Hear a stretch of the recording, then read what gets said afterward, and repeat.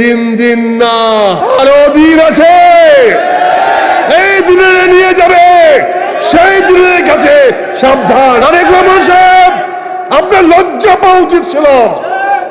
ওরা যদি মামলা করতো কি হইতো, কি হইতো? মাননীয় বিরোধী নেতাকে অনুরোধ করব, আমরা আজকে নিন্দা জানাই জনাব তারেক রহমান প্রধানমন্ত্রীকে, যাদের কারণে আজকে আপনি মুক্ত হয়ে প্রধানমন্ত্রীর চেয়ারে বসে ঘুরে ফেরে বেড়াচ্ছেন গেঞ্জি দিয়ে। এই গেঞ্জির পিছনে কে? এই জুলাই যোদ্ধারা। আর তাদের গায়ে আপনি বাঁশ দিয়ে যান। আগামী দিনেও বাংলাদেশকে যদি আমরা বৈষম্য বিরোধী করতে চাই, যদি গণতান্ত্রিক মূল্যবোধ অব্যাহত রাখতে চাই, তাহলে সব সময় আমাদের তরুণদের রক্ত প্রস্তুত রাখতে হবে। এই তরুণ ছাড়া কোনদিন সমাজ সামনে আগাতে পারে না। আমার পক্ষে এখন কিছু করা সম্ভব নয়, এই বক্তৃতা দিতে টায়ার্ড লাগে, কাজে এখন আর কিছু করতে পারবো না। কাজে আজকে এই তরুণরা আগে আসতে হবে। আজকের এই মতবিনিময় সভা অনুষ্ঠান করার জন্য আমি জামাতে আমিরের কাছে কৃতজ্ঞতা জানাচ্ছি। এমন করে এই ধারাটাকে অব্যাহত রাখতে হবে, এমন করে সামনে এগিয়ে যেতে হবে, এই স্পৃহা যেন বন্ধ না হয়। যুদ্ধ আমাদের ক্ষান্ত হয় নাই, সময়ের সঙ্গে রণাঙ্গনের সঙ্গে পরিবর্তন হয়। কালকে দেখেছেন হবিগঞ্জে কি হয়েছে।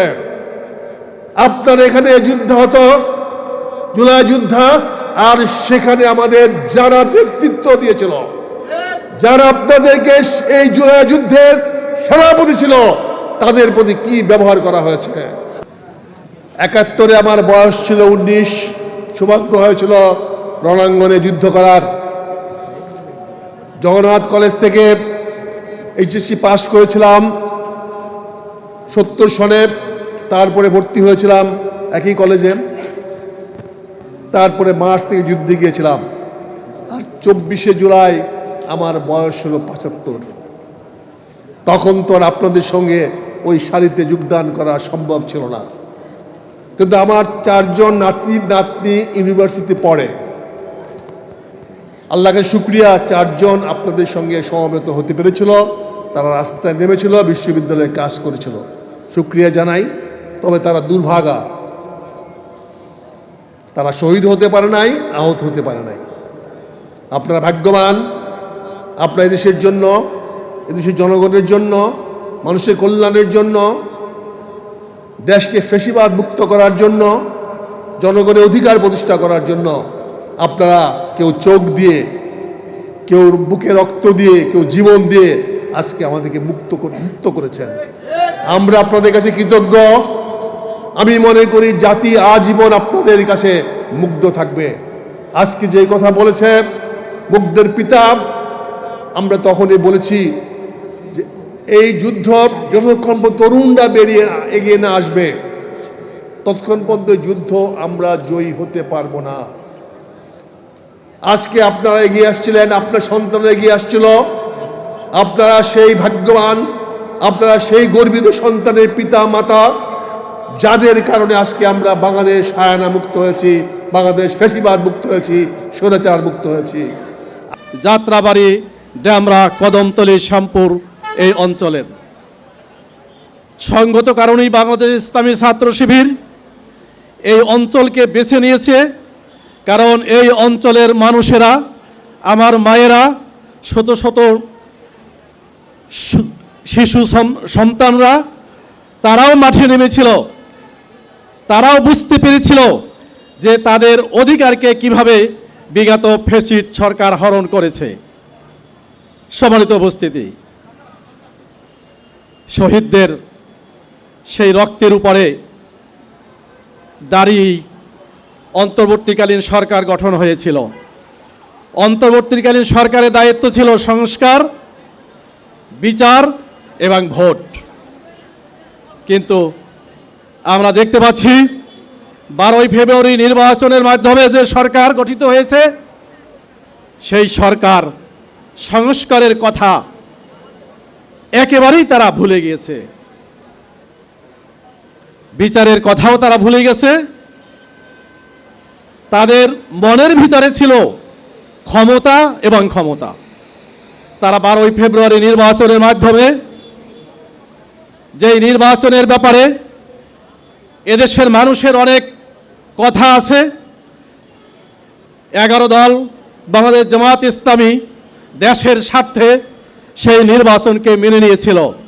আমরা প্রত্যাশা করেছিলাম দেশের স্বার্থে জনগণের যে প্রত্যাশা, সেই প্রত্যাশার দিকে না তাকিয়েও আমরা একটি স্থিতিশীল পরিবেশ রক্ষার খাতিরে আমরা সেই নির্বাচন মেনে নিয়েছিলাম।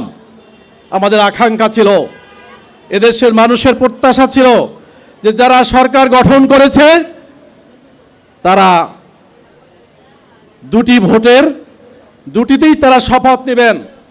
কিন্তু আমরা বিস্ময়ের সাথে লক্ষ্য করলাম যে তাদের যে সেই কাঙ্ক্ষিত, তারা যেটা আগে চেয়েছিল শুধু নির্বাচন এবং নির্বাচন, সেই নির্বাচনের মাধ্যমে সরকার গঠন করার জন্য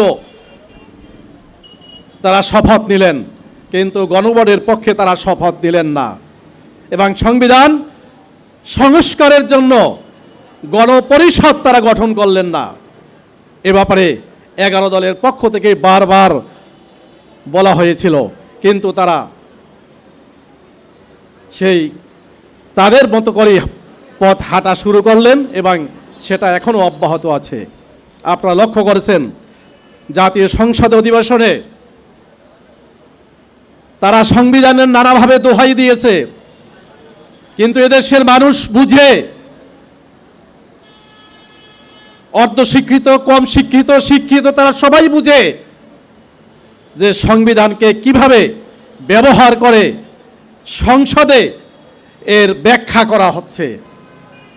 এদেশের মানুষ 70% লোক গণভোটের পক্ষে ভোট দিয়েছে, কিন্তু তারা বলতেছিল যে তারা 51% মানুষের ভোট নিয়ে সরকার গঠন করেছে, এখন তাদের মতো করে তারা চালাবে। কিন্তু আমি যদি বলি যে 70% লোকেরা যে ভোট দিল গণভোটের হায়ের পক্ষে, তাহলে সেই হায়ের পক্ষে যে ভোট দিল সেই ভোটের কি হবে? আমি যদি অঙ্কে ভুল না করে থাকি তাহলে বলতে হবে যে বিএনপি যদি আগে বলতো নির্বাচনের আগে যে আমরা গণভোটের পক্ষে না, তাহলে তারা 31% ভোট পেত, তারা সরকার গঠন করতে সক্ষম হতো না।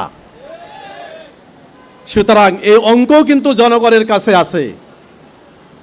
তারা যতই বলুক যে আমরা অক্ষরে অক্ষরে জুলাই সনদ বাস্তবায়ন করব, কিন্তু তার নমুনা ইতিমধ্যে আমরা দেখতে পাচ্ছি।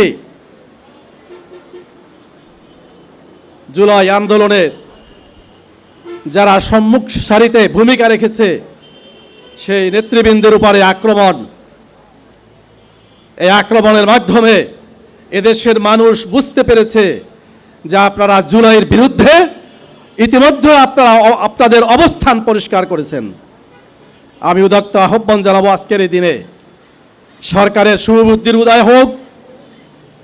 তাদেরকে বলবো, আপনারা গণভোটের পক্ষে অবস্থান পরিষ্কার করুন এবং সংবিধান সংস্কারের জন্য গণপরিষদ গঠন করে এরপরে এদেশের মানুষের যে প্রত্যাশা সেইটা পূরণ করুন।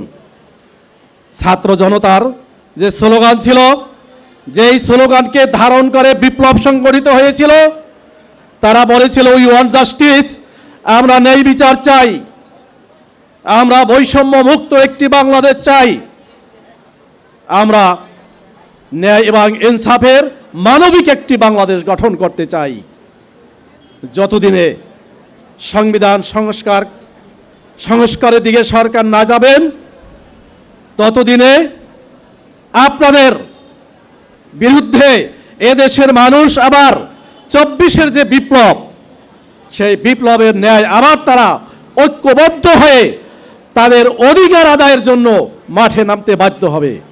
আমরা আশা করি সরকারের শুভবুদ্ধির উদয় হবে এবং তারা সংবিধান সংশোধন নয় বরং সংস্কারের পক্ষে অবস্থান নিয়ে প্রয়োজনীয় ব্যবস্থা গ্রহণ করবেন। আমি আজকের এই দিনে যারা শাহাদাত বরণ করেছেন 2024 সালে তাদের মাগফিরাত কামনা করছি, তাদের জন্য আল্লাহর কাছে সর্বোচ্চ সম্মান কামনা করছি। তাদের পরিবারের সদস্য যারা আছে তারাও যেন সম্মানিত হন দুনিয়া এবং পরকালে।